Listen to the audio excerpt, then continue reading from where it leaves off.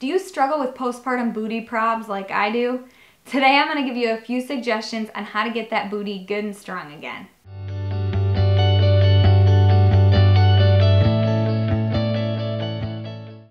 Typically postpartum, one of two things happens to your booty.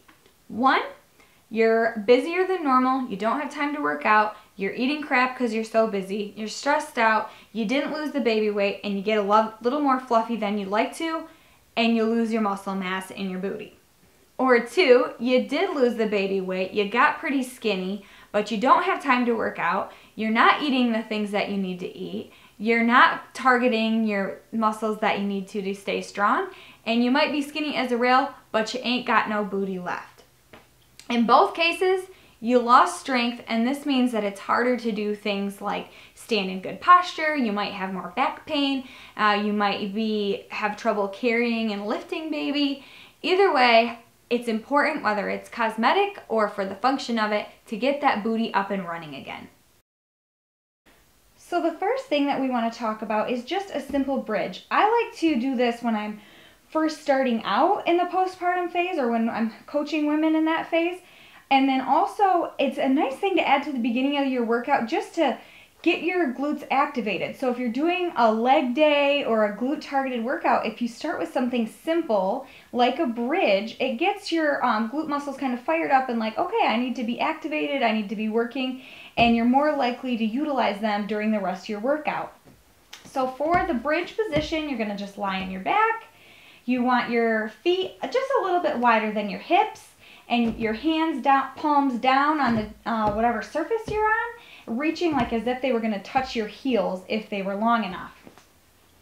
The big thing when you go to bridge is to make sure you exhale as you lift, and with that exhale, just like we've talked in other videos about breath work, is you want to blow out and just bring the muscles of your abdomen together like they were being sewed up the middle in a nice tight way. So you're going to inhale. As you exhale, tighten everything up and lift ever so slightly off the table and back down. The bridge is meant to target your glutes. So if you're feeling it in your hamstrings, something that you can try is bring your heels just a little bit closer to your buns. And that way it puts them in a shortened position where they're less likely to be able to work. So try it here. You're going to inhale. As you exhale, tighten your belly muscles and lift up. And hopefully when you do it that way, you feel it more in your butt rather than in your hamstrings.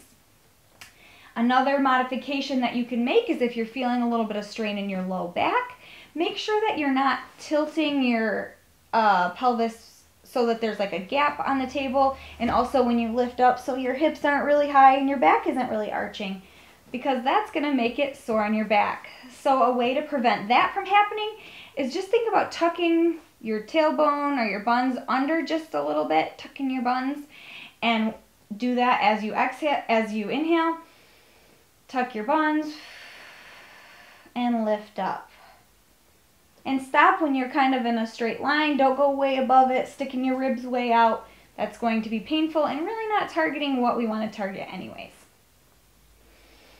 Inhale, lift as you squeeze your buns. Also make sure you take your time on your way back down, just flopping down like this. You're not getting the most out of their exercise because your muscles actually work one way as they lift and another way as they slowly and controlled lower down. So if you want to get the most out of your bridge, you want to go slowly up and slowly down.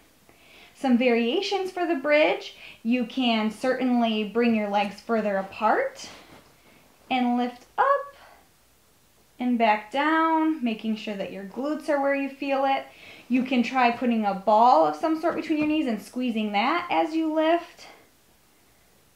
This will just bring in your adductors a little bit, or you can put a band around the outside so that you're resisting out, and this is going to work the glute medius on the outside of your hips a little bit more. All great variations to add and get the most out of your bridge. The second exercise that I want to talk about today is targeting two different muscles, your glute medius here on the side of your hip and your glute maximus in the back, your butt. And these are both important muscles that we need to keep strong. And this is a great place to start if you're in the fresh postpartum period, or even if it's not that newly postpartum, but you really haven't worked out in a long time. This is a good, safe place to start. So I like to do it in a side lying position. I put my arm up so I can comfortably rest my head. Certainly you could use a pillow or something there as well. My bottom knee is bent, kind of in like a hook lying position, but the top leg is going to be straight. You need to be able to be up against a wall, or you can kind of do it in a doorway so that your heel would be up against the door frame. That works pretty well. And the idea is if you have a towel or something that would slide easily against the wall, you're going to place that towel behind your heel and the wall. So you have contact with your heel to that towel or washcloth to the wall. And you want to keep that there the whole time. Don't let it slip down. This is ensuring that that glute max in the back is firing.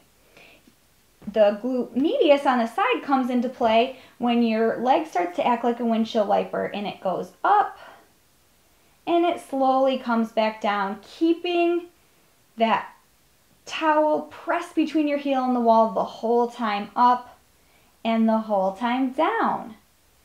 Slowly up, slowly down, getting the most out of this exercise. You don't want your toes pointing up at the ceiling, and you don't want them pointing down at the floor if you're truly trying to target your glute med muscle here on the side of your hip. The nice thing about that towel behind you and that contact between your heel and the wall is that it just keeps you honest. It makes sure that your leg doesn't start to float forward. It's a natural tendency for our hips to roll forward and for our leg to come forward because usually our hip flexors are a little bit stronger.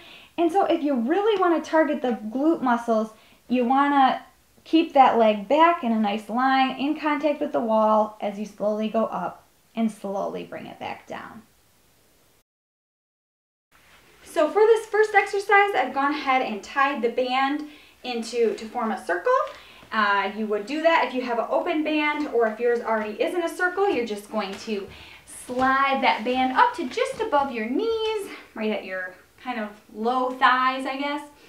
And you're going to go down like you were going to sit down in a chair and then you decided to stop halfway. You're just going to freeze right there. You don't want your knees way up above your toes. You don't want your knees folding in. You want to keep that tension in the band, keep them pressing out in the half crouch position, and you'll take a step to your right and a step to your left. Now you could do 2 steps to your right, depending on the amount of space available, or 3 steps, whatever you want that space to look like. You can take as big of steps as you want, or as small of steps. It really just depends on how stiff your band is and how you can do it to make sure you maintain your form, butt back, knees not over toes, and keeping your knees out, not letting them fall together as you step, but keeping that tension, keeping them apart, facing forward. So that's the monster walk. Not much to it, but you should feel burn in your side, hips, and your buns when you're done with this one. For the last exercise today, you're going to take that same band that you used for the monster walk. If you had to tie it together, you can probably leave it in that same circle, or if yours is already in a circle, perfect. So what you want to do, you're just going to slide that band kind of around your ankles and just let it kind of hang out down there. You need something to hang on to. I'm going to use this wall here for this video. I've used countertops before. I have used the railings of deck if you want to work out outside. Any of those things will work. You're going to put both hands on that surface and lean forward just a little bit. So if this were my countertop, I would want to lean forward just a little bit. I don't want to be slouched over. I don't want to be way down like this. Just a little bit of an angle at your hips.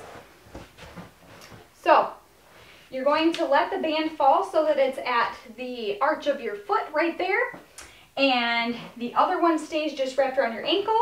and you're gonna go ahead and you're gonna kick back. Some might call it a donkey kick. And you just wanna push with good resistance, and then not let it snap back, but just kick it out and then slowly bring it back. You should feel this in your hamstring and your glute max back here on your working leg, but also on this other leg that's stabilizing and standing, you'll probably feel it in the glute max and glute med on that side as well, because when we use our legs to stabilize, we really engage all those muscles. So this is a bonus workout where you get to work both glutes at the same time. The big thing of this is if you have tight hamstrings, just don't overdo it. You can always go to a lighter resistance band or loosen your loop a little bit to make sure that you're working the glutes rather than just all of your hamstrings. So go ahead and give that one a try. Comment below where you're feeling this one, if you feel it on your leg that's staying still more, or if you're feeling this on the leg that's actually doing the kickbacks. It can be frustrating and hard to find the time, to find the motivation to get your body looking and working the way that it's supposed to in the postpartum period. But I really encourage you to spend a little time on yourself these next few weeks. Start with the easy exercises and work your way up to the harder exercises and see if you can get your booty looking and working the way it's supposed to again. Check out some of my other videos and subscribe to my channel if you liked what you saw today and you want to learn more about how you as a mama and what physical therapists can offer mamas. And give me a thumbs up if you liked the video today, and we'll see you all next time.